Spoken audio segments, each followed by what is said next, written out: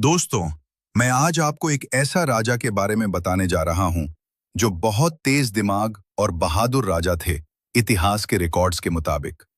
England का एक राजा एक दिन अपनी पहचान छुपाकर जंगल में रह रहा था और फिर उससे आम औरत ने डांट दिया। ये कहानी सच्ची है और राजा का नाम था एल्फ्रेड। 9वीं शताब्दी इंग्लैंड में डेन्स लगातार हमले कर रहे थे। एक बड़ी लड़ाई के बाद एंग्लो सक्सन सेना टूट गई और किंग एल्फ्रेड अपनी ही जमीन पर भगता हुआ एक शरणार्थी बन गया।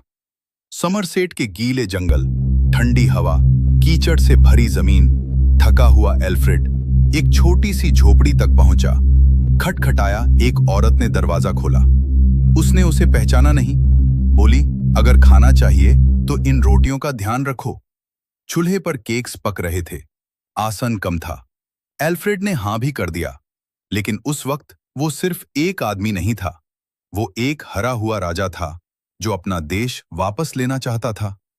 मैं अपनी सेना को कैसे जोड़ूंगा, वापस कैसे लड़ूंगा? इसी सोच में जो भी बातें औरत ने कहा वो सब कुछ भूल दिया। केक्स जल गए।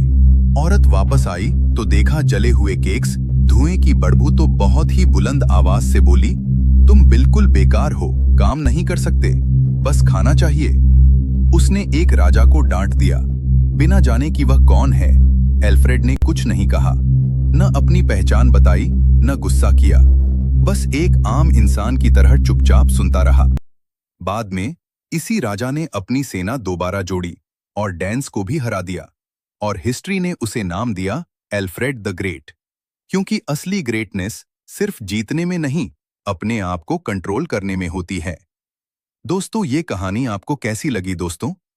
इसी तरह की और कहानी के लिए चैनल को सब्सक्राइब करें, लाइक और शेयर भी करें दोस्तों।